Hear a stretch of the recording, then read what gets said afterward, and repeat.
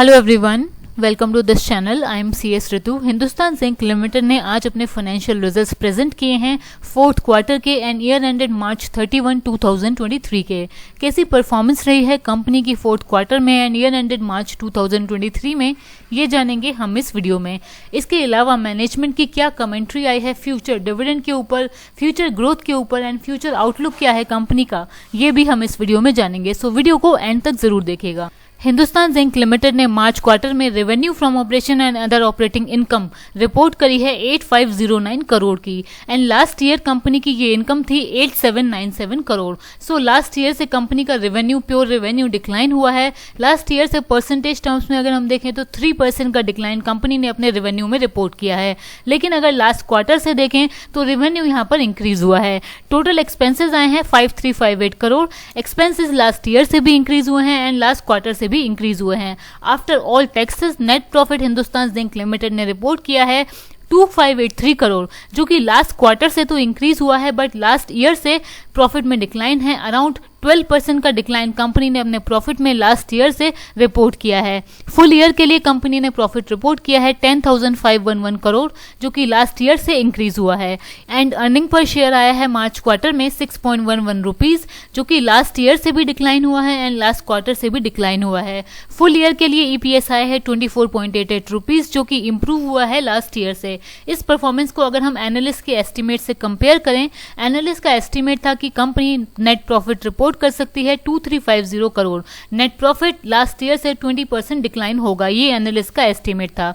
Company ने profit report किया है 2583 करोड़, जो कि लास्ट ईयर से 12% डिक्लाइन हुआ है। तो यहाँ पे एनालिस्ट के एस्टिमेट को कंपनी के प्रॉफिट ने बीट किया है। प्रॉफिट एनालिस्ट के एस्टिमेट के हिसाब से ज्यादा आया है। रेवेन्यू के लिए एस्टिमेट था कि revenue 3% year on year basis पर डिक्लाइन हो सकता है। रेवेन्यू आ सकता है 8530 करोड़ एंड कंपनी ने रेवेन्यू रिपोर्ट किया है 8509 करोड़। सो यहाँ पे एनालिस्ट के एस्टिमेट को कंपनी के रेवेन्यू ने मीट किया है। एबिटा मार्जिन के लिए एनालिस्ट का एस्टिमेट था कि एबिटा मार्जिन आ सकता है 48.5%। एबिटा मार्जिन कंपनी ने रिपोर्ट किया है फाइनेंशियल ईयर 23 के लिए 52% एंड फोर्थ क्वार्टर के लिए 49%। तो यहाँ पर भी एनालिस्ट के एस्टिमेट को कंपनी के एबिटा मार्जिन ने बीट किया है। एबिटा आया है फोर्थ क्वार्टर में 4208 करोड़, जो कि लास्ट ईयर से 16% डाउन है एंड फाइनेंशियल ईयर 23 के लिए एबिटा आया है 17,590 करोड़। मैनेजमेंट की कमेंट्री जानने से पहले कंपनी की परफॉर्मेंस को समराइज अगर हम करें तो टोटल रेवेन्यू आया है मार्च क्वार्टर में 8509 करोड़, जो कि लास्ट ईयर से 3% डिक्रीज हुआ है एंड फुल ईयर के लिए रेवेन्यू आया है 34,098 करोड़, जो कि लास्ट ईयर से 16% इंक्रीज हुआ है। एबिटा अगर हम देखें मार्च क्वार्टर के लिए आया है 4208 करोड़, जो कि लास्ट ईयर से 16% का डिक्रीज है। लेकिन फुल ईयर के लिए एबिटा आया है 17,590 करोड़, जो कि लास्ट ईयर से 8% का इंक्रीज है एंड प्रॉफिट आया है 2583 करोड़, जो कि लास्ट ईयर से 12% डिक्रीज हुआ है। फुल ईयर का प्रॉफिट है 10,511 करोड़, जो कि लास्ट ईयर से 9% इंक्रीज हुआ है। कंपनी का प्रोडक्शन का डेटा अगर हम देखें तो फोर्थ क्वार्टर में प्रोडक्शन लास्ट ईयर से 2% इंक्रीज हुआ है एंड फुल ईयर का प्रोडक्शन अगर हम देखें तो फुल ईयर का प्रोडक्शन 4% इंक्रीज हुआ है। एंड रिफाइंड मेटल का प्रोडक्शन अगर हम देखें तो जिंक में भी कंपनी का प्रोडक्शन बढ़ा है, सेलेबल लेड में भी कंपनी का प्रोडक्शन बढ़ा है एंड फुल ईयर के लिए भी कंपनी का प्रोडक्शन इंप्रूव हुआ है। सो प्रोडक्शन का डेटा यहाँ पर अच्छा दिख रहा है हिंदुस्तान जिंक लिमिटेड के केस में। सेल्स का डेटा अगर हम देखें तो जिंक की सेल्स 1% इंक्रीज हुई है लास्ट ईयर से, लेड की सेल्स 10% इंक्रीज हुई है, सिल्वर की सेल्स 13% इंक्रीज हुई है। फुल ईयर की सेल्स अगर हम देखें तो जिंक की सेल्स 6% इंक्रीज हुई है, लेड की सेल्स 10% इंक्रीज हुई है, सिल्वर की सेल्स भी 10% इंक्रीज हुई है। मैनेजमेंट की कमेंट्री भी बहुत इंपॉर्टेंट है हिंदुस्तान जिंक लिमिटेड के केस में।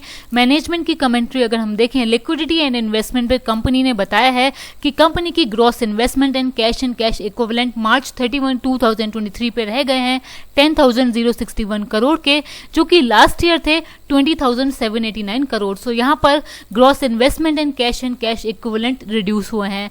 टोटल बोरोइंग है कंपनी की as on March 23 11,841 crore.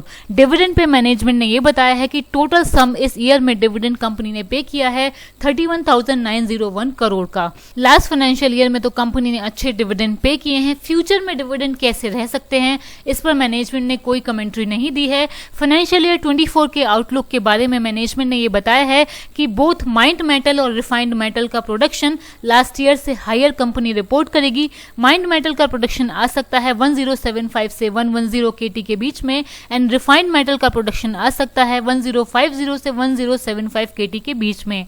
Silver का प्रोडक्शन आ सकता है 725 से 750 एमटी के बीच में। जिंक का cost of production financial year 24 में रह सकता है 1125 से 1175 पर मेट्रिक टन यूएस डॉलर के हिसाब से and project capex for the year रह सकता है इन द रेंज ऑफ 175 से 200 मिलियन यूएस डॉलर। सो ये फाइनेंशियल ईयर 24 का आउटलुक है जो कंपनी ने बताया है। तो ये है कंपनी के detailed financial results. I hope video आपको अच्छा लगा हो। वीडियो अच्छा लगा है then please like it, please subscribe to this channel. Thank you.